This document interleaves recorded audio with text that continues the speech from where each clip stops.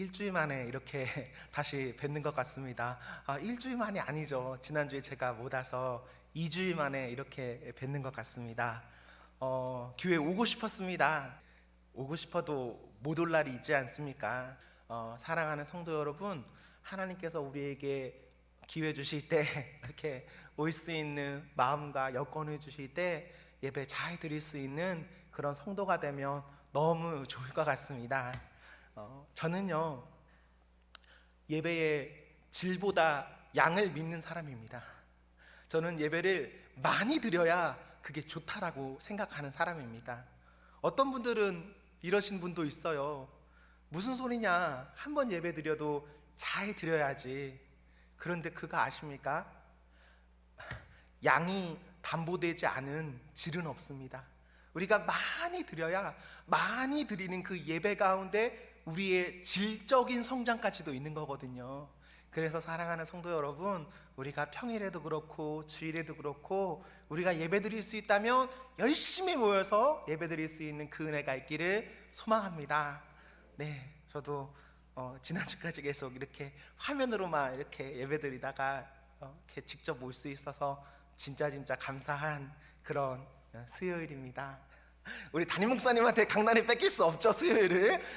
그래서 담임 목사님 지난주에 찬양도 하시고 여기서 다 하셨는데, 안 돼요 목사님, 오늘은 제가 하겠습니다, 이런 마음으로 왔어요. 우리 목사님이 오늘도 쉬세요 이러셨거든요. 그래도 예배 드리는 게 좋은 거니까요. 그래도 왔습니다. 우리 오늘 말씀은 신명기 1장 24절부터 33절에 있는 말씀으로 안아주심이라는 제목으로 하나님 말씀 증거하겠습니다. 사람이 살다 보면 이런저런 일이 있습니다. 그런 중에 아픈 일도 있습니다. 아프면 어떻습니까? 별로 좋지 않습니다. 힘들죠. 싫습니다. 아픈 것은 단순히 몸의 어떤 증상만을 말하는 것이 아닙니다. 몸만 아픈 것이 아픈 것이겠습니까? 사람은 여러 이유로 아플 수 있습니다. 오히려 그 여러 이유가 몸의 아픔보다 더 크게 다가오기도 합니다. 아프다, 이런 일을 겪지 않는 사람 있겠습니까? 없죠. 우리 예수님께서도 마가복음 14장에 보시면 마음이 아프고 힘든 날이 있으셨습니다. 아픔은 힘들지만, 그래서 싫지만, 그럼에도 아픔은 이상한 일이 아닙니다. 우리 누구나 다 가야 할 그 길에 아픔은 자연히 놓여 있습니다. 아픔의 길 잘 가면 우리는 이 길 가운데 하나 알 수 있습니다. 하나님 계시구나. 잘 가면 우리는 하나님 계심을 발견합니다. 과거에 저희들 가운데 어떤 아픔이 있으셨습니까? 혹은 현재 우리에게 어떤 아픔이 있습니까? 우리가 과거나 현재에 어떤 아픔 가운데 있더라도 우리 온 성도들 하나님의 인자하심을 만끽하는 그 복이 있기를 소망합니다. 아픔 중에 있어도, 아픔으로 끝나면 너무 힘들겠지만 그 아픔 가운데 함께 하시는 하나님 만나면 그 아픔도 우리에게는 충분히 감사할 수 있습니다. 저는 지난 한 주에 조금 몸에 아픔이 있었습니다. 그래서 어느 하루는 고열이 나기도 했고, 약이 없어서 그냥 혼자 이렇게 끙끙 이빨 깨물고 이렇게 앓고 이렇게 시간을 지내기도 했습니다. 아플 때 이런저런 생각이 들었습니다. 내 수준으로 하나님 이렇게 보면 여러 생각이 듭니다. 아프니까. 그런데 그럴 때 또 이런 마음이 들었습니다. 너는 너의 아픔 때문에 너의 수준으로 하나님 보지 말고 그냥 생각하지 말고 하나님께 감사해라, 하나님께 찬양해라. 이해가 되기 때문에 하나님의 감사하는 정도에 머무르지 말고, 다 이해하지 못해도 하나님께 감사해라 라는 마음이 아픈 가운데 들었습니다. 그런 가운데 시편 136편의 말씀을 읽었는데요, 그 말씀 가운데는 이런 기록이 있습니다. 여호와께 감사하라, 그는 선하시며 그 인자하심이 영원함이로다. 우리 하나님 선하십니다. 그 인자함 영원합니다. 그래서 우리의 상황은 내 눈으로 볼 때는 다 이해가 안 돼서 감사하지 못할 수 있지만, 그 수준에 머무르는 성도 되는 것 아니라 그때에도 우리 모두는 하나님 찬양하는 성도가 되어야 합니다. 어려울 때, 아플 때, 힘들 때, 내가 다 이해할 수 없을 때, 그때 하나님께 감사하면 그 감사한 사람에게는 하나님의 독특하신 은혜가 있습니다. 오늘 본문의 이 내용도 아픔을 경험해 본 사람에게 하나님께서 어떤 독특한 은혜를 주시는 그런 내용을 기록하고 있습니다. 오늘 본문인 신명기, 모세가 기록하였습니다. 그런데 모세가 언제 기록했냐? 출애굽을 거의 다 마칠 즈음에 가나안을 바라보며 곧 가나안에 들어갈 수 있을 때 기록했습니다.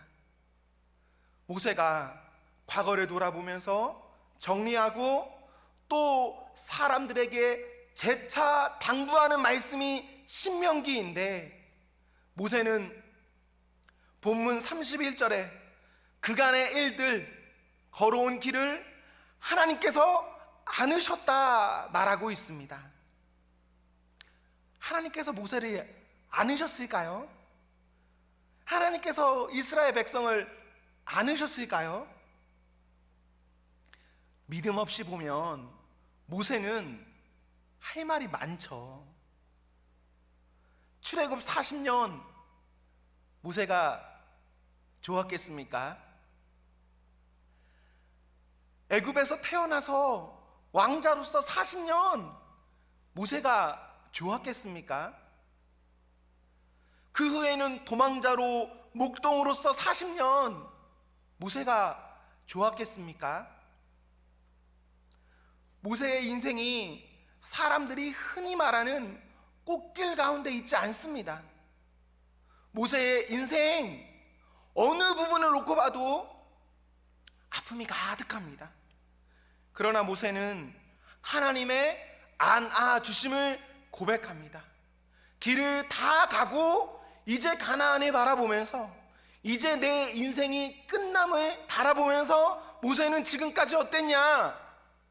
하나님이 안아주셨다라고 고백합니다. 30절에 보시면 우리 하나님 과거에도 역사하셨던 것처럼 현재에도 역사하는 분이십니다. 33절도 보시면 우리보다 먼저 길을 가시며 우리를 인도하시는, 보호하시는 하나님이십니다.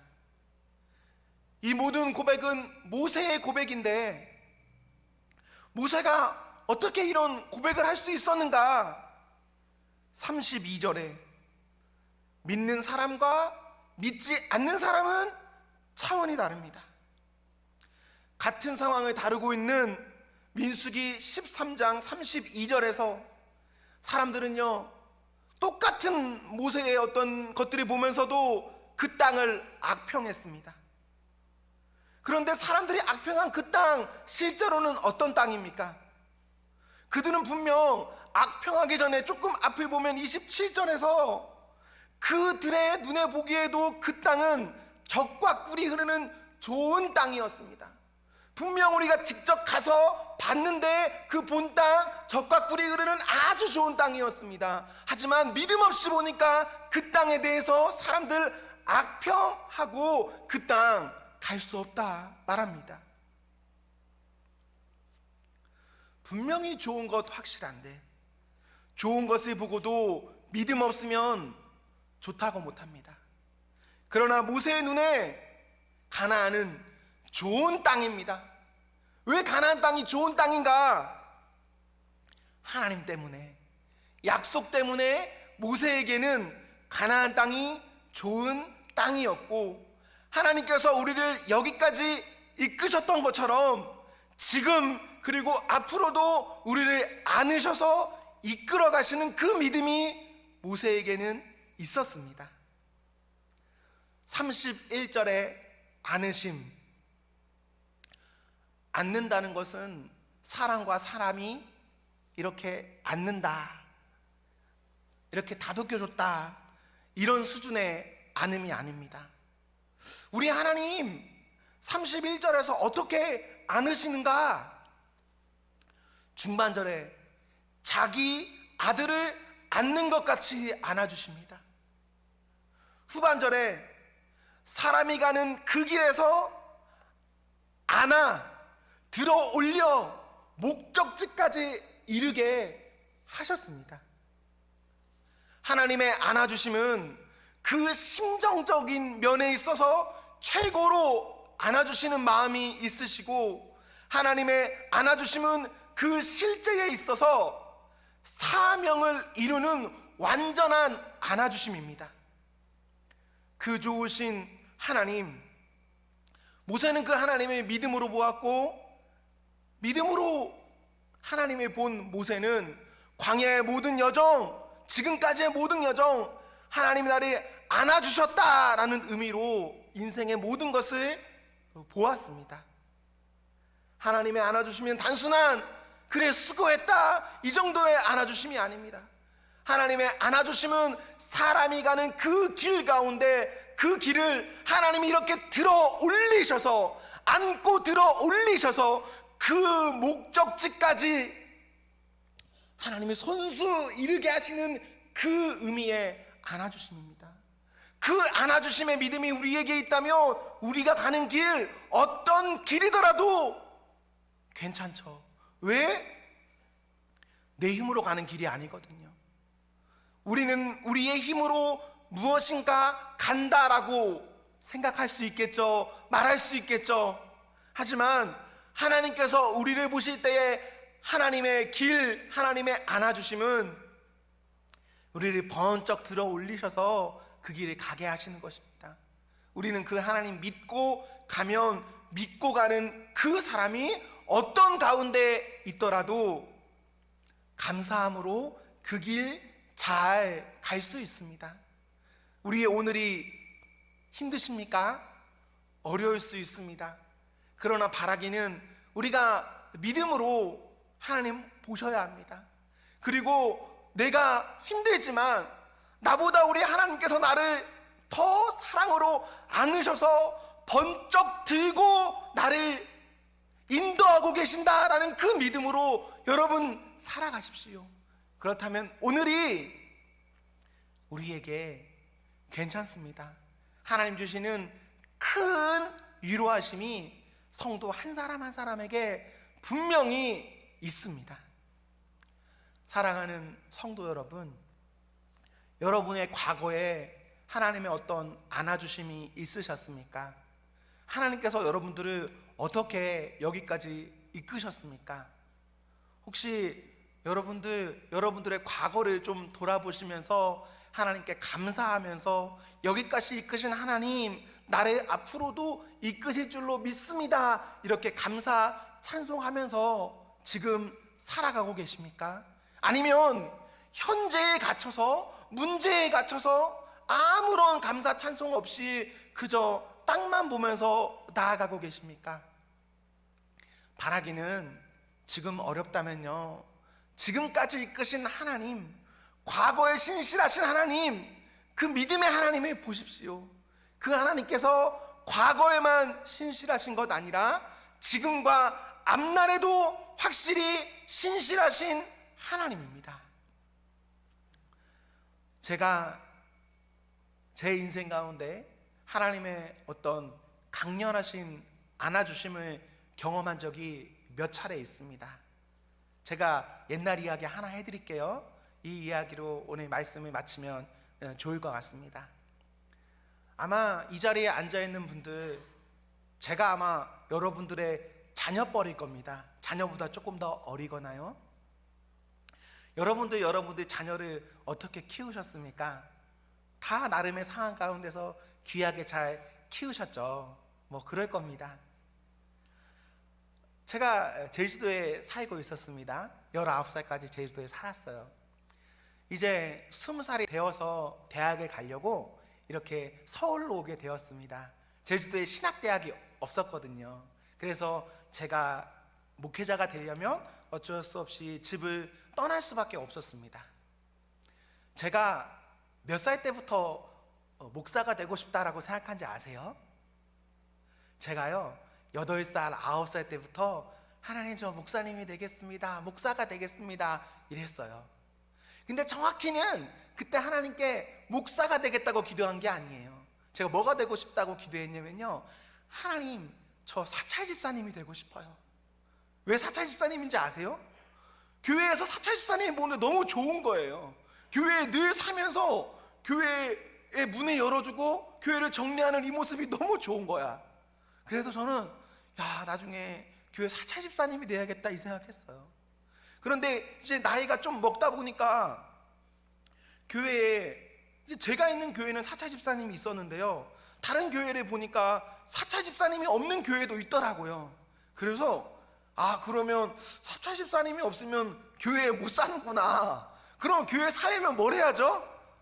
목사가 되면 교회에 살 수 있구나 해서 제가 목사하겠습니다라고 해서 시작한 케이스예요.